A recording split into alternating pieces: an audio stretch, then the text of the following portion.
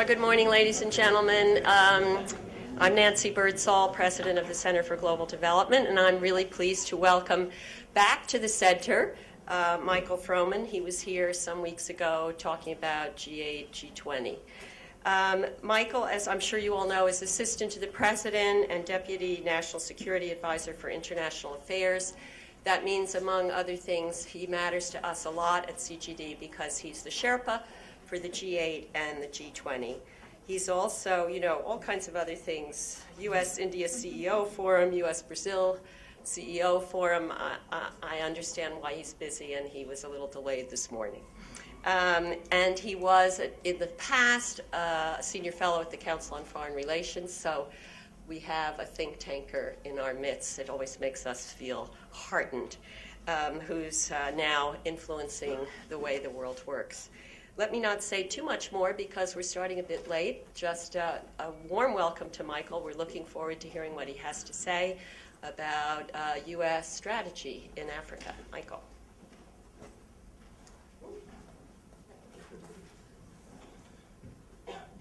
Well, thanks very much, and I apologize for being late, and thank you, Nancy and CGD, for organizing this.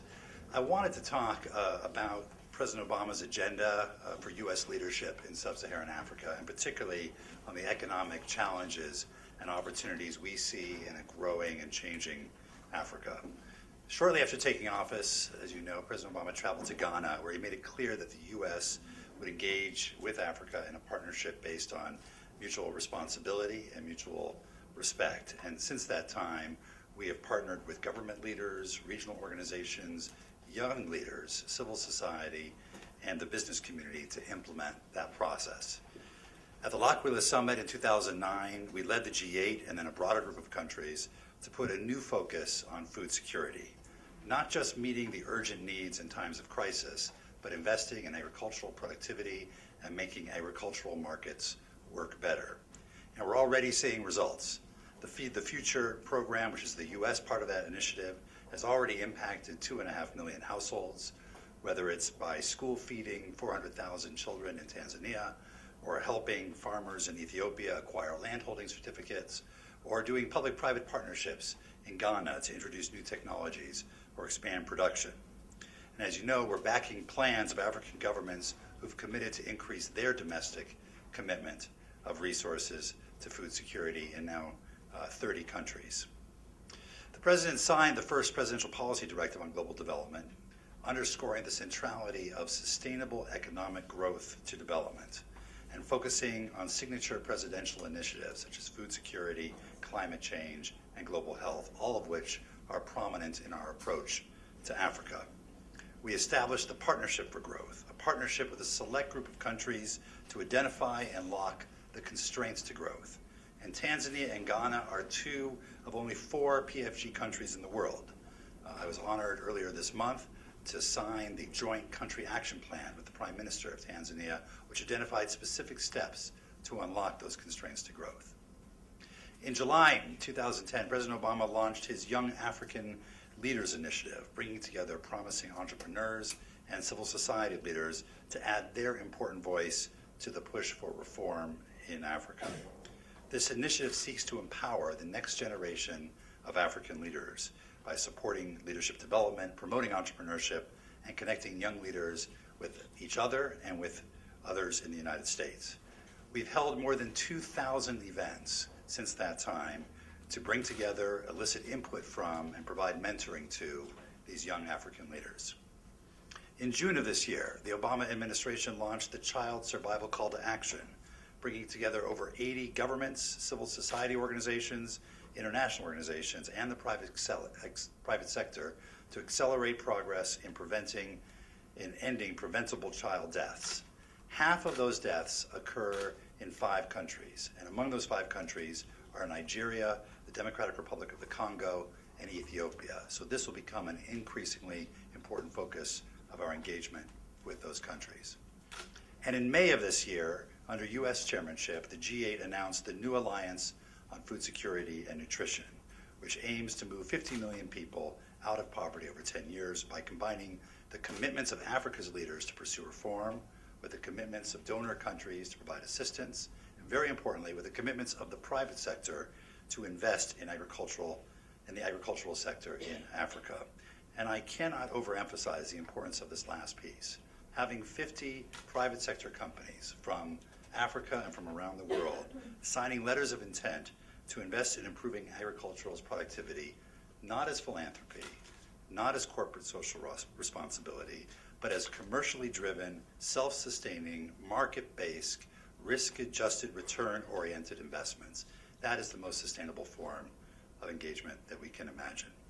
And indeed, if the countries of Sub-Saharan Africa are to achieve their goals of reducing poverty and expanding opportunity, it will be because they become the emerging markets. Countries whose growth is driven increasingly by investments, not just assistance, trade, not just aid.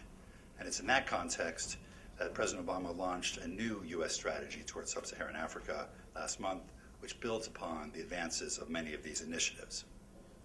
Under this strategy, we'll focus on 4 objectives: strengthening democratic institutions, advancing peace and security, promoting opportunity and development, and spurring economic growth, trade, and investment, which is the piece I'd like to focus on today. The President's new strategy will strengthen our economic ties by seeking to improve the enabling environment for trade and investment, enhance economic governance, promote regional integration, and encourage U.S. companies to trade and invest in Africa. To kick off the implementation of the strategy and to underscore President Obama's whole-of-government approach to this issue, I just led a delegation of senior officials from across the U.S. government to Dar es Salaam, Addis Ababa, Nairobi, and Abuja. We met with government officials and young leaders. We visited ports and power plants. We had discussions with small business owners and with the local managers of major corporations. And it was clear from even this short visit that there is great opportunity to advance agricultural productivity, to increase trade and investment, including in the manufacturing sector, to improve infrastructure and trade facilitation, and to further the reliable generation, distribution, and transmission of energy. And today, as an indication of the focus we're putting on the region, Secretary Clinton begins an 11-day trip throughout the region to further this agenda. Now, you're all familiar with the economic potential of the region. It's set to grow by more than 5% this year, and over the past 10 years, 6 of the 10 fastest growing economies were in Sub-Saharan Africa. Some of this comes from a commodities boom, but increasingly growth is coming from retail, agriculture, transportation, telecommunications, and manufacturing sectors. Driven by increased private consumption, greater financial intermediation and inclusion, and improvements in technology, countries, both rich and poor in resources alike, are growing. And investors are taking note. From 2006 to 2009, U.S. investment in Sub-Saharan Africa was up 64%. Today, private investment flows to Africa, $65 billion in 2010, substantially exceed foreign aid. Now, that wasn't the case in 1998, when I traveled to Africa as a Treasury official, worried about out-of-control inflation, onerous foreign debt burdens, large budget deficits, and the dearth of capital formation. On that trip, we had the innovative idea of bringing representatives of the private sector along with us to help expose local officials to the thinking of the private sector. That all seems rather quaint in retrospect. And it's a far cry from when I first went to Africa. Then, one of the Organization of African Unity's primary aims was to protect the internal affairs of member states from external scrutiny. By contrast, the African Union is today focused on its own food security agenda, learning from peer reviews, hastening regional integration and intra-regional trade, and laying the foundation for public-private partnerships in infrastructure investment. In fact, if there's one way to summarize the change, it's that the focus has shifted from how much aid will be provided to how best to create the enabling environment for the trade and investment necessary to drive broad-based economic growth. And there are positive data points to point to. Trade is up. In the East African community, for example, trade among the 5 EAC members has doubled over 5 years. Increasingly, U.S. and international companies and investors are making Sub-Saharan Africa a priority, as reflected in the fact that U.S. trade with the EAC grew at an impressive 115% between 2000 and 2010. That said, intra-regional trade is still about 1/3 or 1/4 of what it is in other trading blocs, and trade between the EAC and the United States is less than 1% of U.S. trade generally. So while the rate of growth is impressive and the trend lines all point in a positive direction, the challenge lies in achieving scale. Our strategy and our recent trip focused squarely on this challenge. On the one hand, the stars are aligned for sustained economic growth and substantial reductions in poverty. More and more leaders are investing political capital in their country's economic futures and mobilizing their own resources to put behind development. Investors, domestic and foreign, are showing more interest in putting capital to work as the enabling environment improves. There is a renewed and serious focus on regional integration, expanding intra-regional trade, and even linking the existing free trade agreements into a tripartite or continent-wide free trade area. Transparency and the rule of law, ingredients that are key to attracting investment, are gaining increasing currency. One pillar of our economic strategy for Africa is to help realize this potential. For example, President Obama has proposed a new U.S. EAC trade and investment partnership. The initiative calls for a regional investment treaty that will ensure fair and equitable treatment of investors, giving them confidence that their investments will be secure. It calls for a focus on trade facilitation to reduce the bottlenecks at the border, such as moving to a single border crossing, or deploying a shared IT system for tracking shipments, or harmonizing customs documentation. All of which will reduce delays and unnecessary costs. We will couple this with continued technical assistance for trade capacity building to help the EAC implement these improvements. And finally, the initiative calls for greater engagement with the private sector through a regional commercial dialogue to bring together the views of the private sector with the policymakers seeking to improve the enabling environment in their region.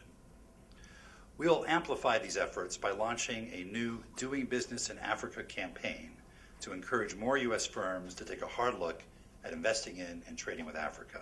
And as part of that campaign, the President has asked Acting Secretary of Commerce Rebecca Blank to visit the region in the coming months.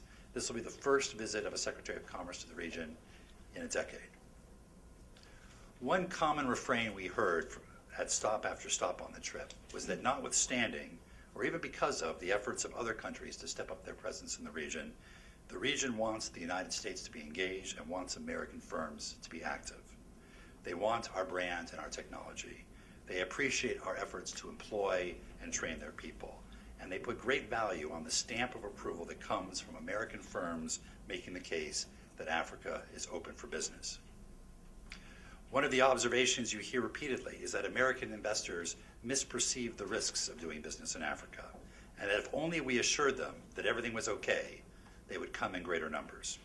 I frankly don't think that analysis is correct. While it's true that due to limited and generally negative exposure in the press, a number of American business people fear that Africa is too risky to do business. But the real question is, what is the risk of doing business in Africa versus the risk of doing business elsewhere? Capital is a coward, and there's almost no reason not to wait until tomorrow, not to wait until there's greater certainty, and not to stretch into new markets like Africa unless one has to. That said, nothing breeds success like success. In that regard, we were impressed by a number of U.S. firms, including Symbian Power, which went into a power project as part of a Millennium Challenge Corporation compact with Tanzania, and once they got their feet on the ground and learned about the market, expanded into other projects in Tanzania and elsewhere in the region on their own. That's the sort of case repeated over and over again, which will shape investors' risk perception of Africa. To help support U.S. trade and investment in the region, our finance agencies have significantly increased their efforts. Our Export-Import Bank has financed record amounts for American exports to Africa, with loans rising to a record $1.4 billion in 2011. The Overseas Private Investment Corporation has invested over $3 billion in Sub-Saharan Africa, and just last year, almost $1 billion, which is triple the level invested just 2 years ago. And at the Rio +20 conference last month, OPIC announced a new and innovative program, the Africa Clean Energy Facility, to combine project preparation grants with project finance to help support clean energy investments across the continent. Through the African Growth and Opportunity Act, we are working to increase U.S. trade with the region.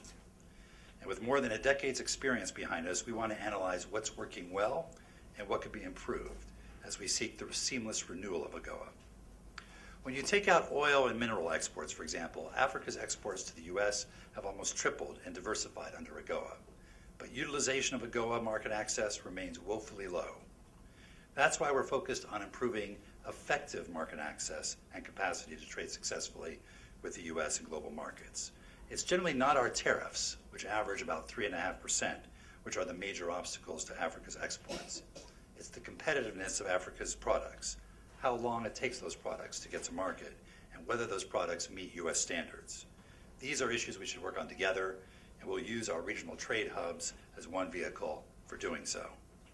That said, we know how important it is to renew the AGOA third country fabric rule.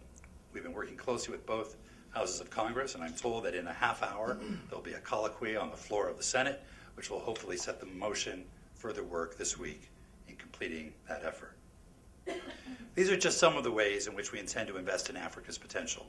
But realizing that potential also requires us to take head on the considerable constraints on Africa's ability to compete in the global economy. Certainly one of the factors affecting the competitiveness of exports among Africa's economies and with the rest of the world is the infrastructure deficit. And there's been some progress in some sectors in some countries, but much work remains to be done, whether it's expanding the capacity of the ports, upgrading the airports, refurbishing the railroads, or expanding the road networks. And let me say a particular word about energy. Access to electricity is an indispensable element of development and productivity, and access in Sub-Saharan Africa is extremely limited by underdeveloped generation, distribution, and transmission resources. In Kenya, for example, only 20% of the population has access to electricity, and the country relies on the expensive import of oil to produce that electricity. But Kenya is also blessed by natural resources. We visit Olkaria, where thermal energy is producing more than 150 megawatts of electricity now, with plans to double that in the near future. The question is whether the untapped resources of the Rift Valley can contribute meaningfully to the vision Kenya has for itself in 2030. Similarly, in Tanzania, only 14% of the public has access to electricity, but the recent abundant discoveries of natural gas offshore are a potential game changer for Tanzania, Mozambique, and elsewhere. And as usual, the challenge will be to develop these resources in a responsible and transparent manner and avoid the resource curse that has hampered development in so many other countries. The needs to close the infrastructure deficit are dramatic, and the financing is not going to come entirely from already strained government budgets, but nor are public-private partnerships a panacea. It will take work with the countries in the region, the multilateral development banks, and other sources of public and private financing to prioritize infrastructure projects and move them forward. Foreign firms will always find their way into the extractive industries, but if these countries want to attract private capital into roads, ports, airports, rail, or electricity, they need to deal with the real risks in executing these projects. And as important as investments in hard infrastructure might be, we shouldn't lose sight of the importance of soft infrastructure, trade facilitation, where there might be relatively low-hanging fruit ripe for harvest. Take the EAC. The EAC has established a customs union and a common market and agreed on a work plan to reduce non-tariff barriers at the border. But it was absolutely clear from the business people we spoke to that the implementation of the customs union is imperfect and the work plan is far from complete. When a truck waits for a week at a border to cross, it's not very realistic to talk about increasing agricultural exports from the region or Africa being part of the global supply chain. If the EAC were to fully implement what it has already agreed to, such as going to one-stop border posts and harmonizing customs information, it would go a long way toward addressing the thickness at the border. Earlier this month, the International Trade Commission in the U.S. released a report on trade facilitation in the EAC. It noted that EAC countries each require a different collection of documents for import or export, but on average, they require twice as many documents as the global best practice. Lengthy transit times at the border make the export costs of a container of textiles from the EAC $2,500, compared to $580 for a textile competitor in Vietnam. For a coffee exporter in the EAC, it takes an average of 29 days to obtain export documentation, transport the product to port, clear customs, and get the cargo loaded on a ship. That's twice as long as it takes for a coffee exporter from Brazil or Colombia. Reform in this area doesn't require much money, but it does require political will. Agreement of leaders is important, but equally important are the leaders' willingness to drive that message down through their respective bureaucracies so that the customs agent at the border doesn't continue to impose tariffs in a customs union because he refuses to recognize the documentation of a neighboring country. And of course, there are issues of transparency, governance, regulation, and corruption. As Bono is known to say, corruption is the #1 killer of children in Africa. It's a killer of trade and commerce, of economic growth. When a truck pays $75 in bribes for every 100 kilometers it travels at multiple checkpoints along the way, it's hard to see how its products can be globally competitive. One businesswoman we spoke with on the trip estimated that there are 10 such checkpoints between the capital of her country and the nearest border. This not only offends our sense of justice, but it keeps people impoverished. Of course, corruption is not uniquely an African problem, but a scourge of people and businesses everywhere. That's why President Obama pressed the G20 to embrace an anti-corruption agenda as a core priority, and to push an initiative that requires extractive industries to declare their payments to foreign governments. It's why he launched the Open Government Partnership to encourage governments to become more transparent and accountable to their people. Once again, taking bold and persistent steps on this front requires few resources other than political will. And there is evidence that that political will is growing. The question is whether it can be translated into effective economic governance. One of the refrains we heard most was that while the president or prime minister or even the ministers were fully committed to doing what was necessary, their bureaucracies were either unable or unwilling to comply. Putting in place a transparent regulatory regime is key to translating high-level political commitment to on-the-ground enabling environment. And frankly, that's the only enabling environment that ultimately matters. Let me say a word specifically about Nigeria.